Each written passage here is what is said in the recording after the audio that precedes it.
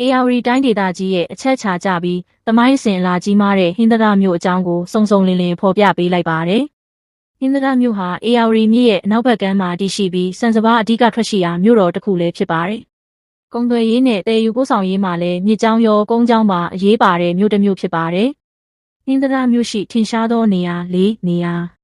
ဟင်္သာတကိုရောက်ရင်မဖြစ်မနေသွားရောက်လည်ပတ်တဲ့နေရာတွေကတော့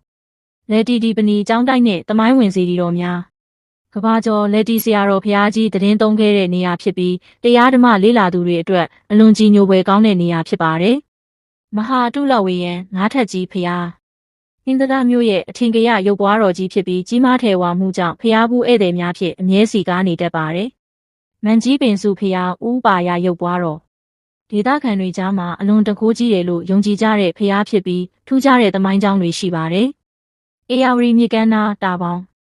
ဟင်္သာတမြို့ရဲ့အသက်သွေးကြောဖြစ်တဲ့ AR မြစ်အလှကိုခန်းစားနိုင်တဲ့နေရာပါညနေခင်းလင်းကြီးခံထွက်သူတွေနဲ့စီကားလှပါတယ်။ထင်ရှားသောအစားအသောက်များ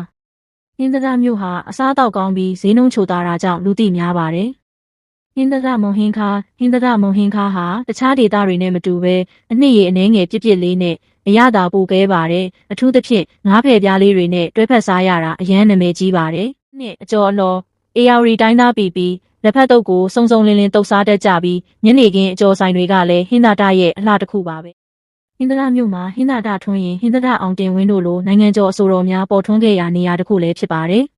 ဟင်္သာတမြို့ဟာပညာရေးမြို့တော်လို့လည်းတင်စားကြပါတယ်ဟင်္သာတတက္ကသိုလ်နဲ့နည်းပညာတက္ကသိုလ်တွေကလည်းအထက်မြန်မာပြည်နဲ့အောက်မြန်မာပြည်ကိုချိတ်ဆက်ပေးတဲ့ပညာရေးမဏ္ဍိုင်တွေဖြစ်ပါတယ်တခြားသည့်လိုတဲ့နေရာတွေလိုအပ်တာတွေရှိရင်လည်းကွန်မန့်မှာရေးထားခဲ့နိုင်ပါတယ်